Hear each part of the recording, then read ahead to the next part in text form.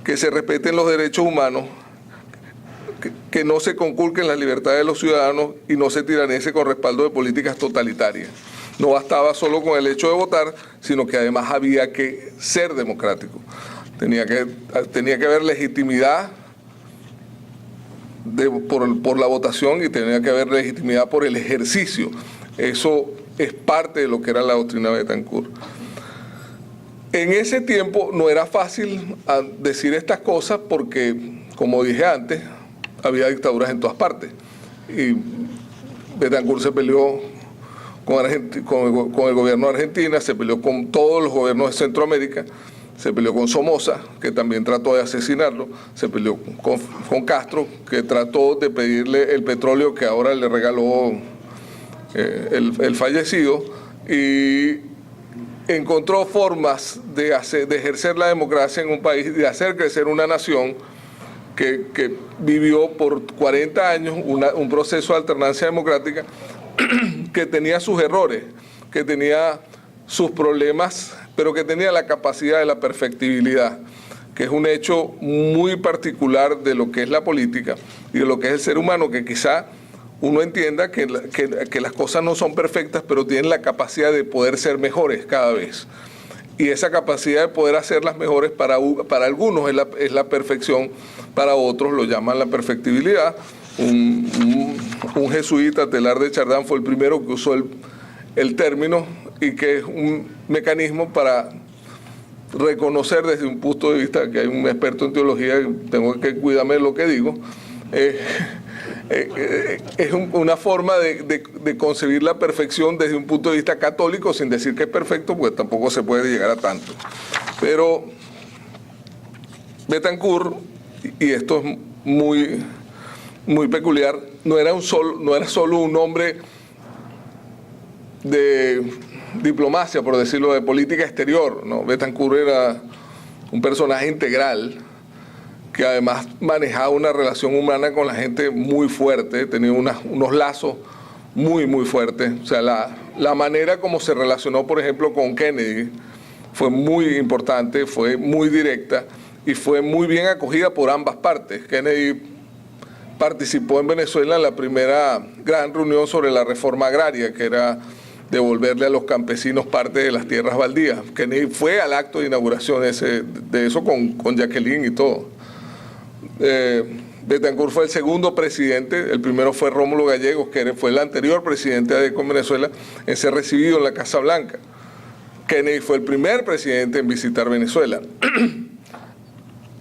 Eso además le demostraba de manera clara a personajes como Fidel o como Trujillo que no era fácil manejarse con Bettencourt, que para derrocar a Bettencourt o derrocar las intenciones de manejar una democracia en el hemisferio, que no era lo que se quería, sobre todo no lo querían estos personajes, hacía complicado el tema. Bettencourt también tuvo la habilidad de colocar unos personajes muy interesantes en el manejo de esas políticas diplomáticas, sobre todo hacia la Casa Blanca, como Manuel Pérez Guerrero, que fue uno de sus embajadores en Naciones Unidas, o como Enrique Tejera París, que era amigo personal del senador, creo que por Nueva York, John Fitzgerald Kennedy, de su señora, que también manejó muy bien la situación personal entre los dos presidentes.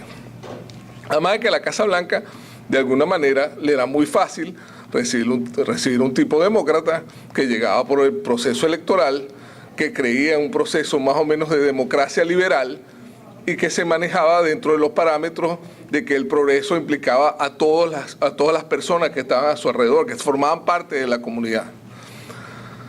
¿Qué ha pasado? Porque la gente, uno se puede preguntar, bueno, ¿y cómo es esto? ¿Por qué ahora con el voto, con la misma herramienta que Bettencourt tanto defendió, se está haciendo lo que se está haciendo con el socialismo del siglo XXI y se va a elecciones y ganan estos personajes en Nicaragua, en Bolivia, en Venezuela, y también tratan de hacerlo en otras partes, por ejemplo, en alcaldías de Bogotá, por ejemplo, cosas que van ocurriendo en toda la América Latina?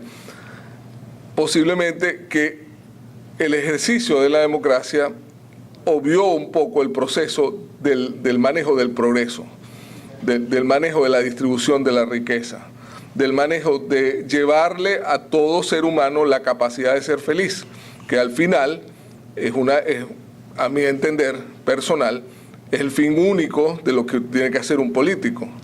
Si en alguna cosa coincidimos todos los que estamos aquí hoy y los que están en la librería allá afuera y la gente que está pasando por la calle aquí, es que todos queremos ser felices. Todos tenemos esa necesidad. Posiblemente uno de los primeros documentos públicos que lo dice claramente es la Declaración de Independencia de los Estados Unidos, y por eso es un documento para mí tan poderoso. Esa habilidad es lo que las democracias en América Latina y en el hemisferio de alguna manera perdieron, o de alguna manera no supieron promocionar, y la democracia se encartonó y pasó lo que pasó. Llegó un señor que en esta oportunidad, en vez de, como decía Betancur, también lo decía, que uno se acostumbraba a la bayoneta y al golpe de Estado.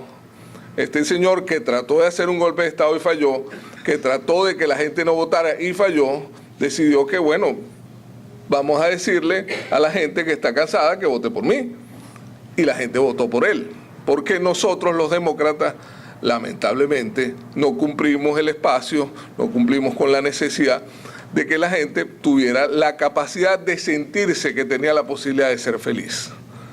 Y esa, al final, es el principal problema de la democracia.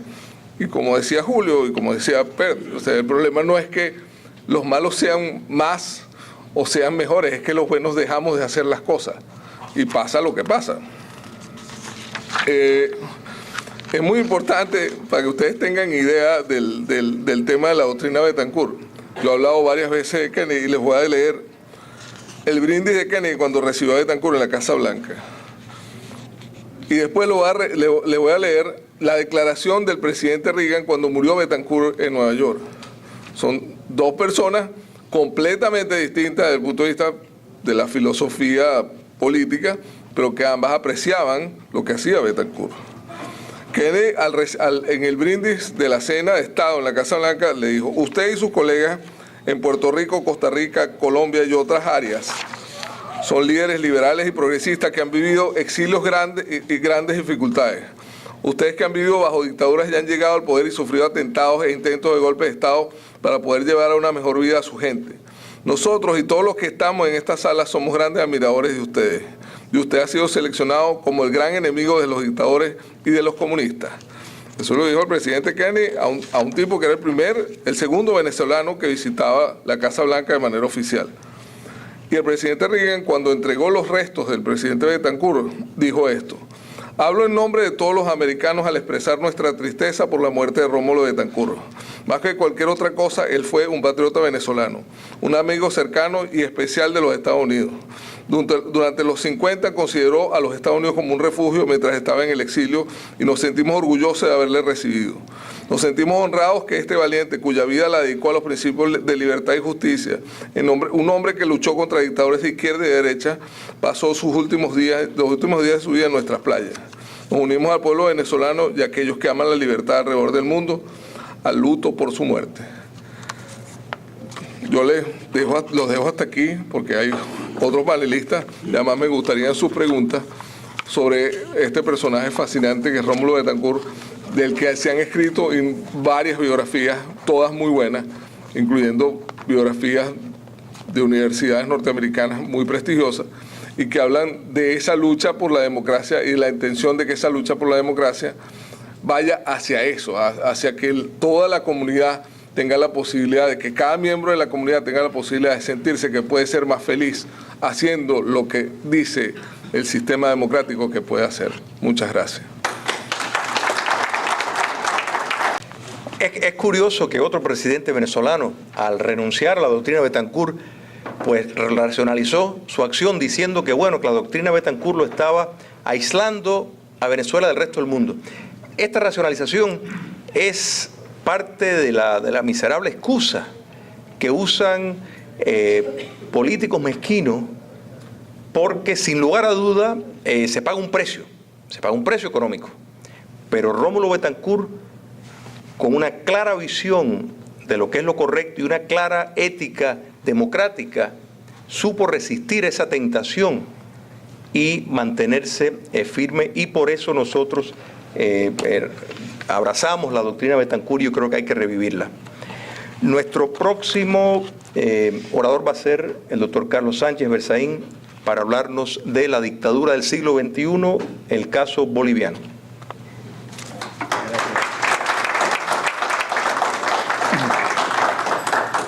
Gracias, buenas noches.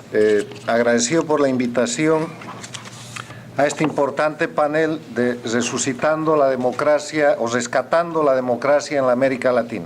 Boca a boca, La primera cuestión, la primera pregunta que surge es ¿por qué tenemos que estar hablando de rescatar la democracia? Y tenemos que hablar de rescatar la democracia porque hoy en día, en el siglo XXI, a fines del año 2013, en diciembre de 2013, existen dos Américas. Existe una América democrática y una América no democrática. Si ustedes quieren encontrar un punto de quiebre para dividir, para separar, para diferenciar a los países de América, ese punto de quiebre ya no es ideológico. Hablar de derechas y de izquierdas es un escenario cada vez más confuso en tiempos de globalización, en tiempos en los cuales los gobiernos llegan con un discurso de derecha y ejecutan medidas sociales, porque eso es lo que el pueblo necesita, o llegan con discursos de izquierda y tienen que mantener la estabilidad económica, la inversión y la apertura de mercados, porque eso es también lo que el pueblo necesita. Si vemos en América Latina, vamos a ver países democráticos como Chile, como el Uruguay, como el Perú, gobernados por gobiernos de izquierda, el propio Brasil, o que se dicen de izquierda, que sin embargo son gobiernos que respetan los principios de la democracia, que no se les ocurriría cambiar la Constitución para prorrogarse en el poder, que respetan los derechos humanos y que son países previsibles. O sea, el eje de división, el eje de confrontación para diferenciar a los países de las Américas, hoy día no es más ideológico, hoy día está fundado en los países que son democracias y los que no son democracias.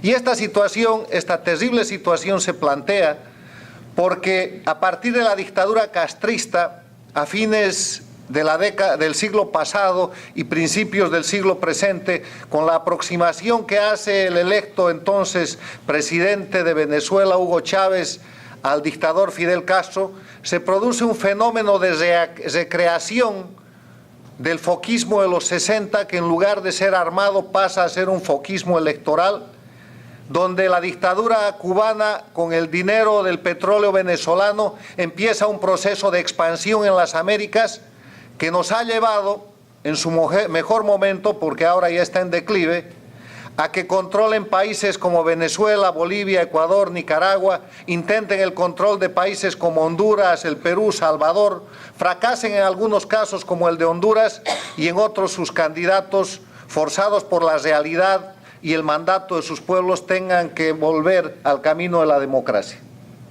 Ha llevado a que ejerzan una influencia muy importante en países como la Argentina, que ocupan una zona gris entre lo que es la democracia y la no democracia, y a que copen organismos tan importantes como la Organización de Estados Americanos, donde han impuesto un secretario general que, en vez de cumplir con la Carta de la Organización y con la Carta Democrática Interamericana, la incumplen todos los días para deteriorar y para volcarle la cara a la democracia. Ese es el escenario actual y por eso estamos hablando de rescatar la democracia en la América Latina.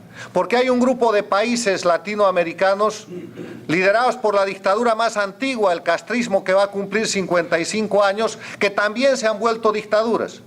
Venezuela, Bolivia, Ecuador, Nicaragua no son más democracias, como voy a demostrar en esta breve exposición, y tienen que empezar a ser llamadas por su nombre porque son las dictaduras del siglo XXI. Me parece muy importante que la primera charla se haya referido a la doctrina Betancur, porque la doctrina Betancur es uno de los pilares que sustenta un gran instrumento de democracia que existe en las Américas y que se llama la Carta Democrática Interamericana. Porque hoy día, para hablar de democracia, ya no tenemos que estar citando en las Américas el autor, la doctrina o la fuente doctrinal tal o cual. Son importantes como fuentes secundarias. La fuente principal que nos dice lo que es la democracia es la Carta Democrática Interamericana, que es un documento suscrito en el marco de la Organización de Estados Americanos el 11 de septiembre del año 2001, el mismo día en que caían y eran atacadas las Torres Gemelas y que Estados Unidos era atacado por el terrorismo internacional. Se firmaba en Lima la Carta Democrática Interamericana, que es un instrumento obligatorio para los países de las Américas. Y esa Carta Democrática Interamericana empieza diciendo en su artículo 1 que los pueblos de las Américas tienen derecho a la democracia y sus gobiernos la obligación de promoverla y defenderla. Pero dice más. En el artículo 3 establece cuáles son los elementos esenciales de la democracia, o sea, aquellos elementos sin los cuales deja de haber democracia, y enuncia 5 elementos. El primero es el respeto a los derechos humanos y las libertades fundamentales. El segundo es el acceso al poder y su ejercicio con sujeción al Estado de Derecho. El tercero, la celebración de elecciones periódicas, libres, justas y basadas en el sufragio universal y secreto como expresión de la soberanía del pueblo. El cuarto es el régimen plural de partidos y organizaciones políticas, y el quinto elemento es la separación e independencia de los poderes públicos.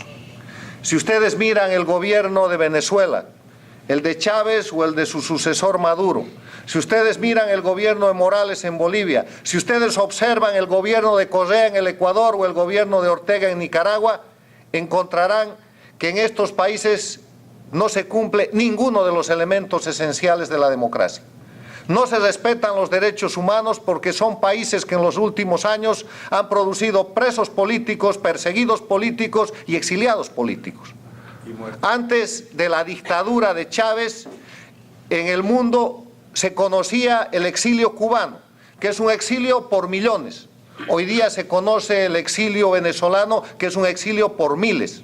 Llega a tal punto que inclusive en el propio Miami hay ya un alcalde venezolano resultado de ese proceso de migración forzada producida por el exilio inducido desde la dictadura venezolana. En Bolivia se ha producido exilio por cientos.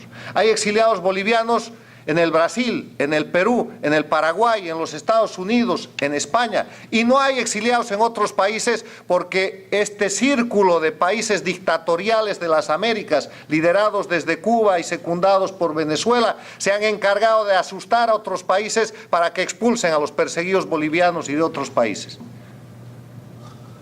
Hay exilio ecuatoriano, un exilio producido todavía por decenas, pero aquí hay periodistas, hay abogados, hay empresarios del Ecuador que, perseguidos por el gobierno de Correa, han recibido el asilo y la protección de la democracia más importante del mundo, que es los Estados Unidos. Y en Nicaragua se acaba de anunciar que lo que quiere hacer Ortega es cambiar la Constitución para hacer lo que ya hacen el resto de sus colegas, que es elegirse indefinidamente. Y para eso no solamente se han apoderado del poder judicial, del poder electoral, del poder legislativo, se han apoderado de todo el poder del Estado. Yo emplazo a los defensores de que en estos países, Venezuela, Bolivia, Ecuador y Nicaragua, existiera un ápice democrático, a indicarme cuál de los elementos esenciales de la democracia cumplen ellos. Ninguno. Y en ese escenario lo que corresponde es simplemente describir un otro concepto. ¿Qué es una dictadura?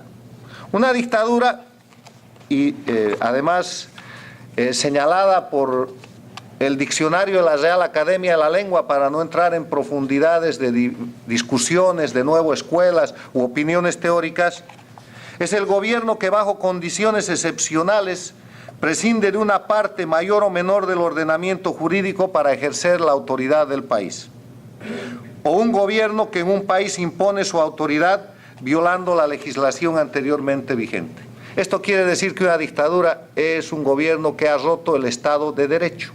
El Estado de Derecho no es otra cosa que el gobierno de las leyes. ¿Qué quiere decir el gobierno de las leyes?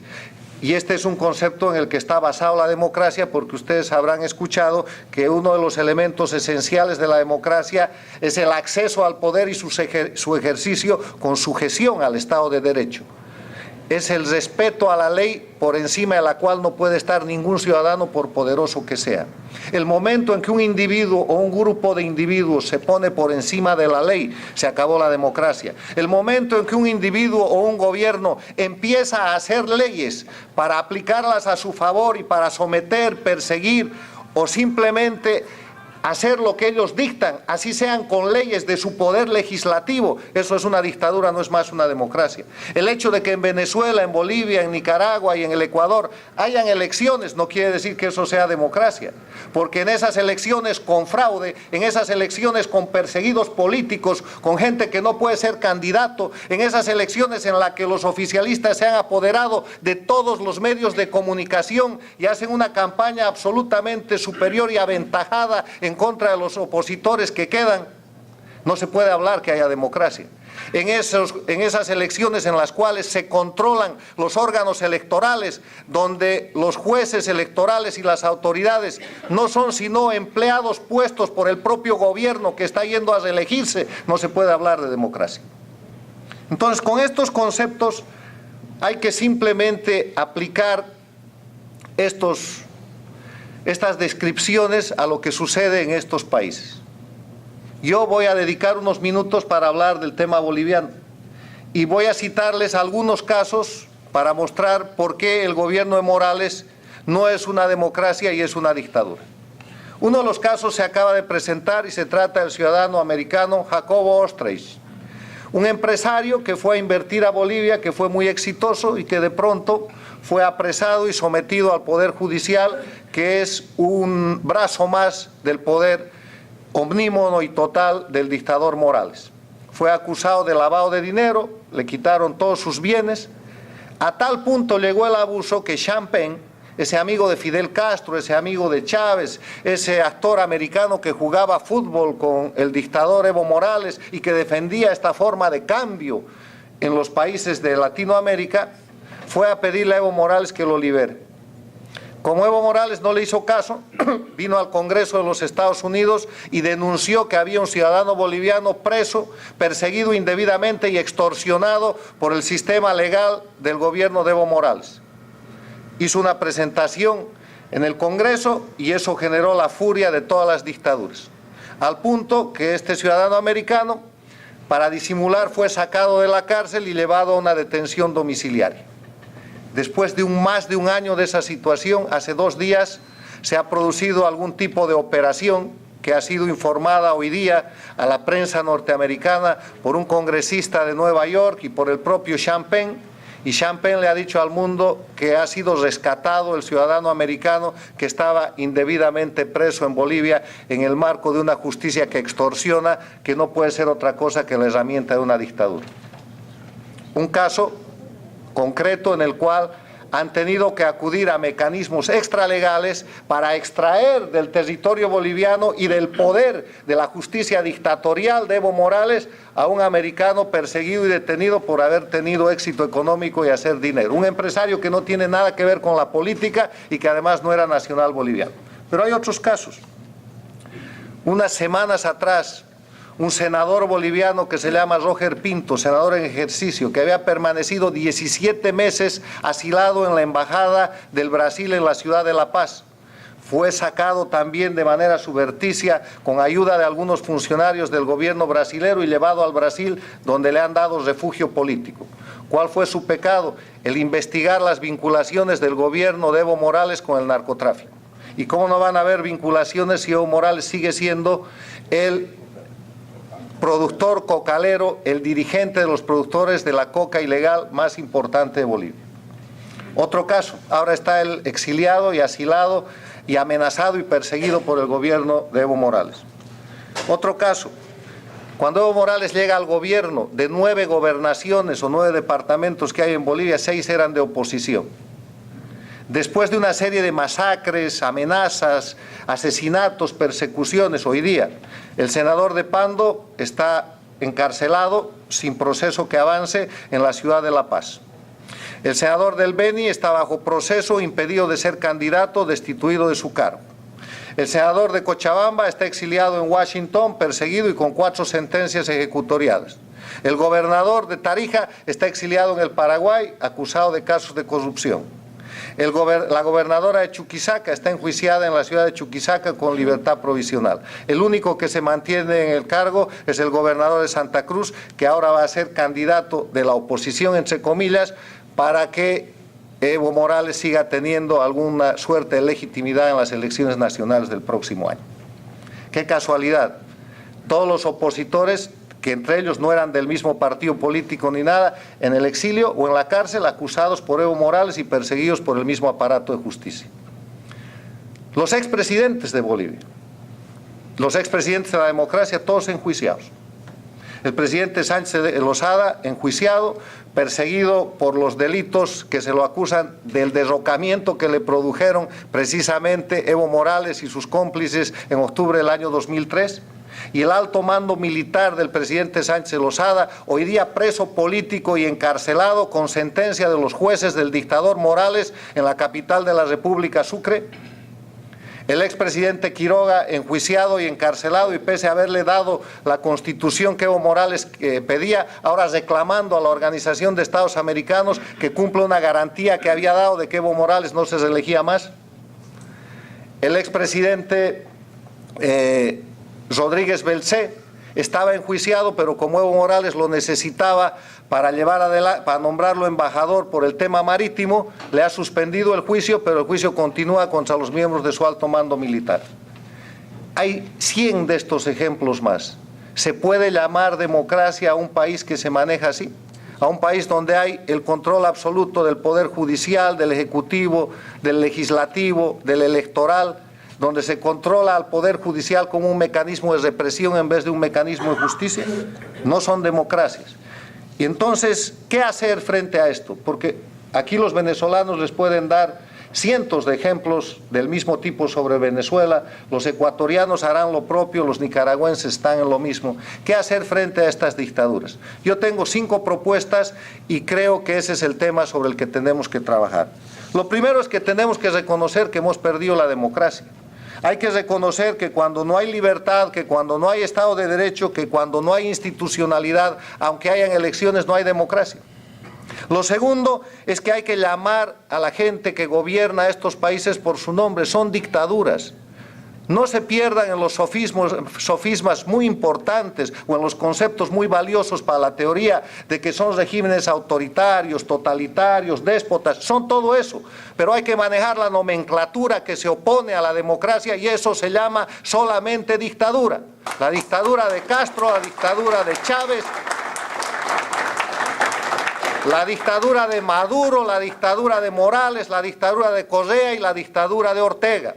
Son dictadores, no son presidentes, porque el presidente es el jefe de una república y la república tiene como elemento fundamental la periodicidad del mandato, no el gobierno indefinido en el que estos señores se han instituido. El tercer tema que propongo es recuperar la capacidad de denuncia. Hay que denunciarlos, hay que mostrar la permanente violación de los derechos humanos. Todos los días las dictaduras están violando los derechos humanos peor que las dictaduras del siglo pasado. Estas dictaduras persiguen a sus víctimas por todo el mundo. Tienen medios de comunicación transnacionales para destrozar y asesinar la reputación de la gente a la que quieren perjudicar. El otro elemento, unir la oposición. Venezuela es un gran ejemplo. Lamentablemente no se puede decir lo mismo ni de Bolivia, ni del Ecuador, ni de Nicaragua, por una razón fundamental, lo mismo que en Cuba. El gobierno hace el trabajo más eficiente para mantener la oposición dividida. La amenaza, la corrompe, la penetra, a veces la simula y de esa manera mantiene una oposición dividida para tratar de seguir simulando democracia.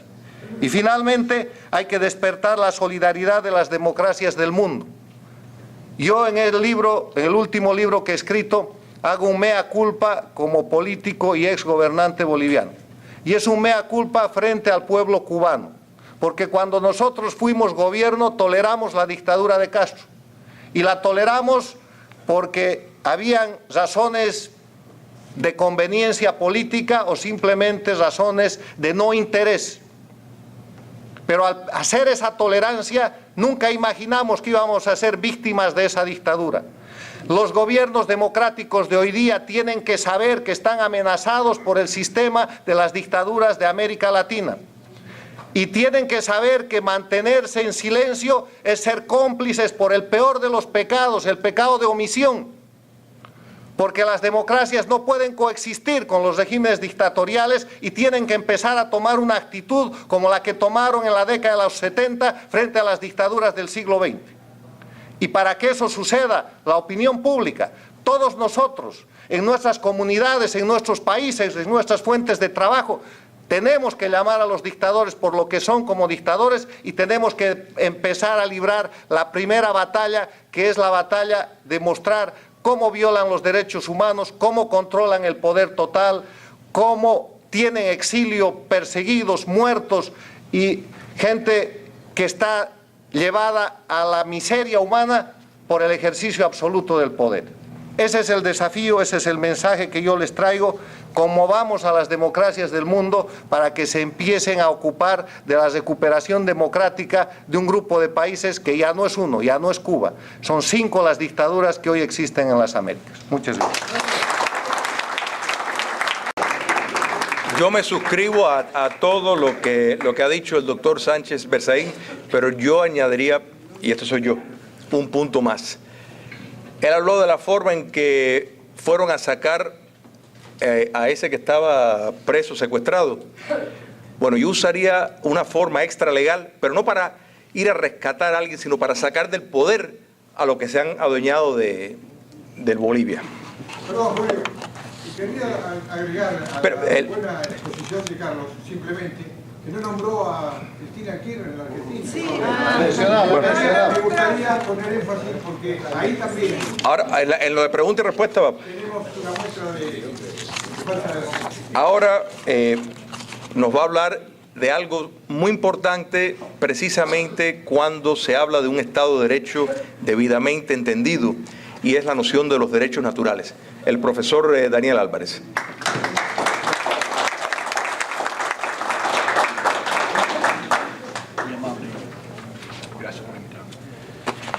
Bueno, quizás yo soy el teólogo, pero aquí tenemos el predicador, ¿eh?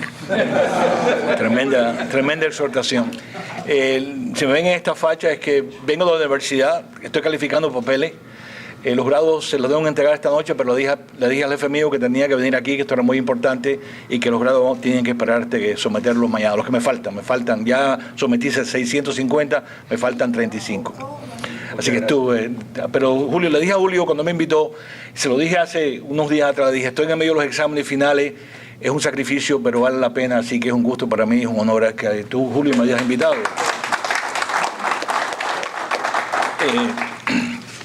El tema de la ley natural, yo creo que todas las palabras de los copanelistas, que francamente no, cómo llegar a la elocuencia de estos dos hombres que nos han hablado con la fuerza, con que nos han hablado con argumentos poderosos. La ley natural está debajo de todas las cosas que estamos hablando. Cuando hablamos de derechos humanos, estamos hablando de derechos básicos de todo ser humano. Es decir, ¿qué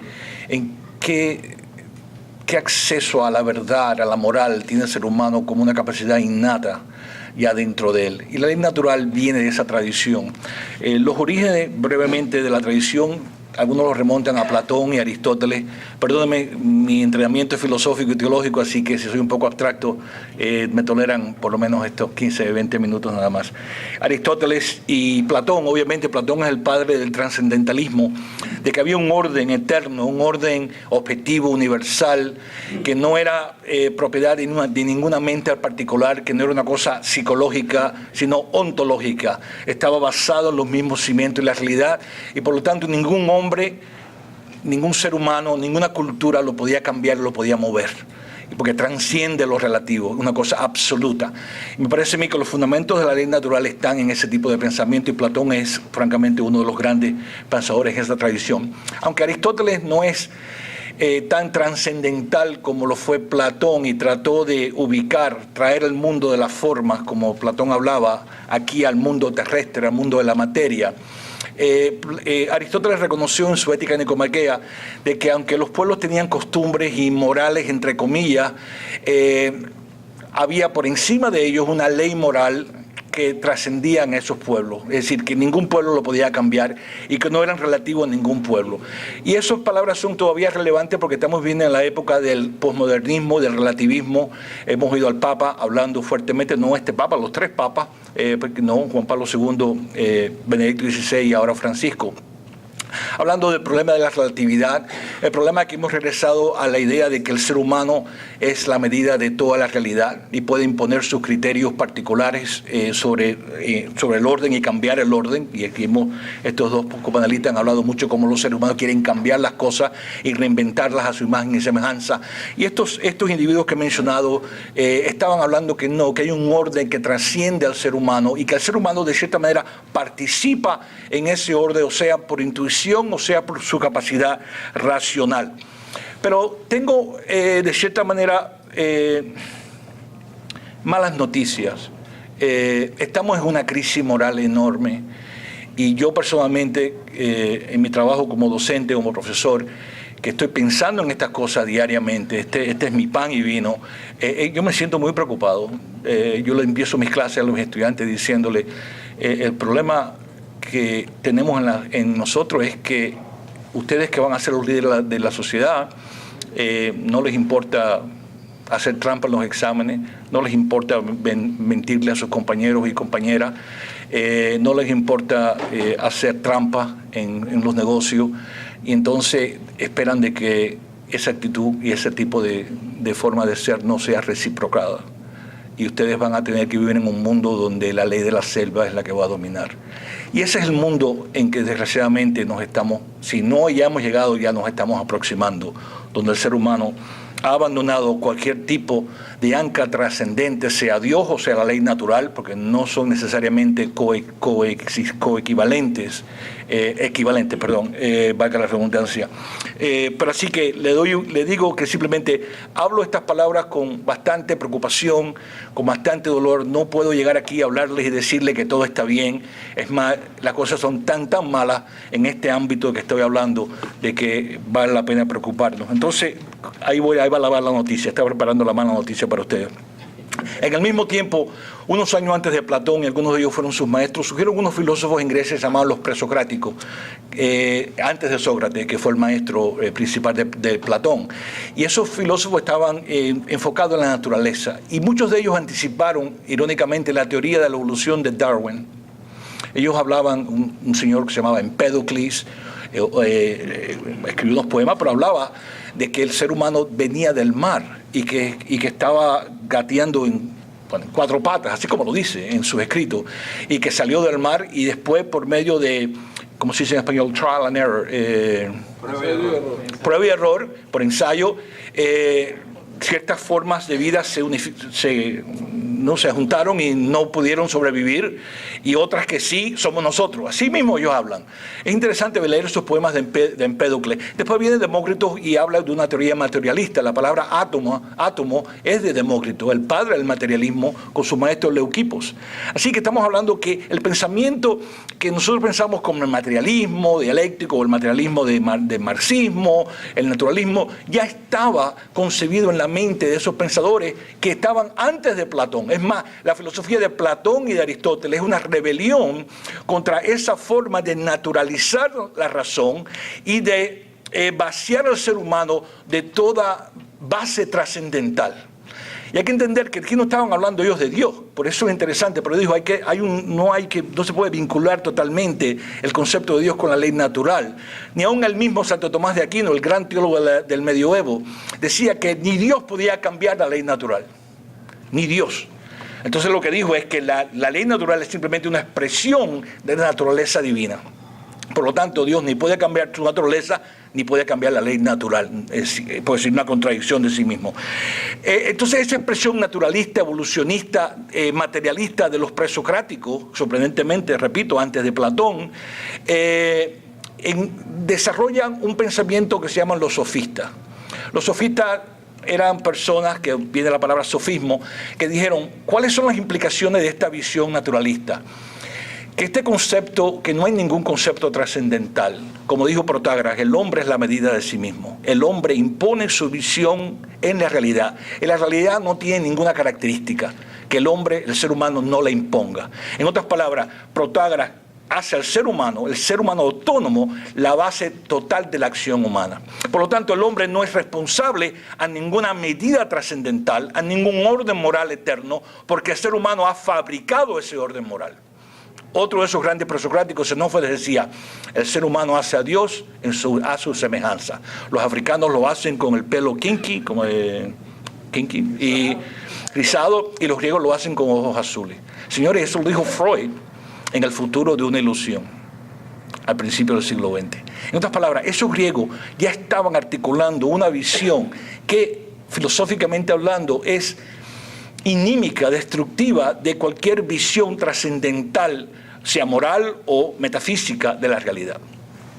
Y uno de ellos, traje el escrito de ellos, y quiero leerles algo para que vean que lo que estoy diciendo tiene base. Estas son las personas que miraron cuáles son las implicaciones del naturalismo.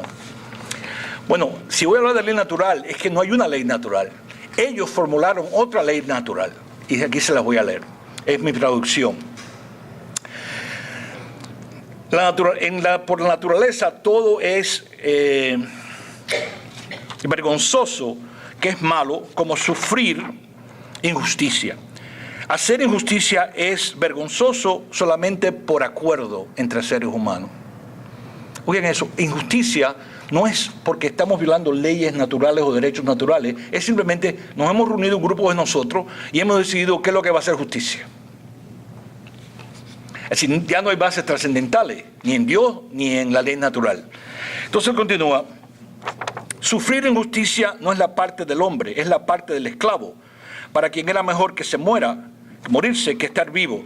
Y cuando es insultado y dañado, no puede defenderse a sí mismo porque es esclavo y se tiene que callar la boca. Pero yo, lo que a mí me concierne, los que hacen las leyes son los hombres débiles, la mayoría.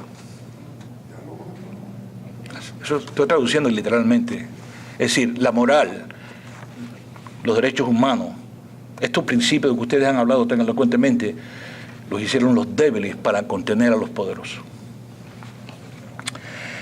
Ellos hacen las leyes para sí mismos y para su propia ventaja y alaban, ¿no?, de acuerdo a cómo ellos hacen estas divisiones. Y para meterle miedo a los que son más fuertes y pueden apoderarse de ellos, es decir, imponer su voluntad sobre ellos, inventan esa ficción de que agredir al débil es injusticia. Más adelante, no voy a leerlo todo, pero ya saben a dónde va este texto, ¿no es así? Más adelante dice, la naturaleza nos enseña, la naturaleza nos enseña que el poderoso debe aprovecharse del débil e imponer su voluntad sobre el débil. Dice, ¿con qué derecho el Xerxes, el rey de Grecia, de Persia atacó a Grecia? Entonces él da ejemplo. ¿Con qué derecho el rey de Scythia también atacó a otra nación y la conquistó y la dominó? ¿Con qué derecho el león se come el antílope? ¿Por qué? Porque tiene poder en su mano. Y el poder es lo que cuenta. Es decir, ese es el precio que pagamos todos cuando se desmorona las bases trascendentales de la moral. La tragedia para mí, que yo quisiera poder convencerlos a ustedes de que yo les puedo probar esas bases trascendentales. Y es que lo llamó un autor que yo leí que decía la fragilidad del bien. El bien es frágil, porque no hace falta mucho para desmoronarlo. Y estos filósofos estaban usando la ciencia de su día, que es comparable a la ciencia de nosotros, para desmoronar todas las bases celestes o trascendentales habidas y por haber. Y entonces dice al final, nosotros cogemos a los jovencitos y por artes de magia y brujería, los hipnotizamos diciéndoles que todos tenemos que tener derechos iguales, es decir, que deben haber derechos humanos. Los hipnotizamos y les hacemos sentir culpable por ser fuerte y no aprovecharse de los débiles. Ok, este se llama Callicles, y puse el timer en mi teléfono para no pasarme de 20 minutos, así que si suena ya sé que me pasé de 20 minutos. Entonces, la tradición de ley natural, que por eso digo viene de Platón, Platón se revela contra eso, porque Platón ve que si estos individuos tienen razón, entonces no hay justicia y no hay moralidad. Entonces nosotros estamos a la merced de que somos animales en la lucha por la sobrevivencia, como decía Darwin. Cuando después dijo Herbert Spencer, y en un final llegamos a la conclusión de que tenía razón es el que yo llamo el Callicles revivido. Yo estaba leyendo a Callicles, es Nietzsche. Hace 2 semestres enseñé un seminario sobre Nietzsche y leí cuidadosamente así habló Zaratustra y el ocaso de los ídolos y el anticristo, y no voy a caricaturizar a Nietzsche, le tengo mucho respeto y admiración. Pero es interesante cómo Nietzsche ve al cristianismo y ve a Platón y ve a estos griegos, no los naturalistas, sino a Platón y Aristóteles, como el peligro del occidente. Porque Nietzsche vio de que Callicles era el modelo, elevar el poder, lo que él llama la voluntad de poder. Y una vez que entra al juego el poder, entonces la moralidad es una cosa que no cuenta para nada. Y ese es el dilema que tenemos hoy en día. Pero todos los cimientos, ustedes citaron varias personas, John Locke en el Tratado sobre el Gobierno Civil, que fue uno de los fundamentos de la tradición política norteamericana, cuando Jefferson habla, quizás ingenuamente, ¿no?, de que somos dotados por el Creador con derechos inajenables. Quizás, desde el punto de vista de estos individuos que estoy citando, es totalmente ingenuo. Él está repitiendo palabras que él mismo no entiende. Para nosotros han sido una fuente de alivio. ¿Cómo contrarrestar las dictaduras si no podemos apelar a derechos humanos? Si no podemos apelar a una moralidad que no puede ser violada por ningún dictador, ni un Fidel Castro, ni un Chávez, etcétera, etcétera. Es decir, si todo se basa en poder, entonces estamos a la merced del poder. Y el poder es el que tiene el petróleo, el que tiene el dinero, el que tiene la propaganda, el que va a llegar al poder y va a imponer su voluntad como nosotros, como decía Callicles. Ahora, la otra, yo asimilo el concepto de la ley natural. Y fíjate, no he dicho nada de qué es lo que es la ley natural. Porque si empiezo a definir lo que es la ley natural es porque no sé lo que es la ley natural. La ley natural supuestamente es algo a priori, es decir, no tenemos que chequear la experiencia, no tenemos que hacer experimentos, sino mirar por medio de, podríamos llamar quizás introspección, o diría mejor, reflexión humana, poder llegar a lo que Aristóteles y Platón y Jefferson y Locke daban por sentado, y Santo Tomás de Aquino, que podemos llegar por medio de la reflexión a ciertas verdades inmutables que violamos. Si las violamos, tenemos que amputar nuestra propia naturaleza. Yo sostengo que hay un rayo de esperanza, que quizás ese tipo de ley natural se pueda articular. Estoy leyendo un pensador inglés y aquí uno americano, Hilary Putnam de Harvard, que se han rebelado contra esta tradición naturalista y están haciendo un trabajo muy interesante. Quizás más adelante puedo publicar algo sobre eso. Yo publico ensayos, no publico libros como mis colegas aquí, aunque mis ensayos tienden a ser de 20, 25 páginas, pero ese es el modo que yo me comunico y después me tardo un poco en escribir porque tengo que pensarlo cuidadosamente. Pero de todas formas, hay un rayo de esperanza que quizás podemos recuperar, quizás no el sentido de ley natural y moralidad, derechos humanos de que Platón hablaba, porque él hablaba de un trascendentalismo que hoy en día no suena bien a nuestro oído, quizás algo más modesto, pero tan real y quizás más poderoso, porque es algo que sin argumento podemos decir, el dictador no puede violar nuestra vida, no puede imponer su voluntad a la fuerza. Es algo obvio que no necesita ser defendido y tenemos que despertar en cada uno de nosotros ese nuevo sentido de moralidad. Tengo otras notas aquí para hablar, pero yo creo que ya he hablado bastante. Quizás estas notas las pueda yo redactar en algún tipo de papel y mandárselas a ustedes y entonces se las pueden distribuir en un website.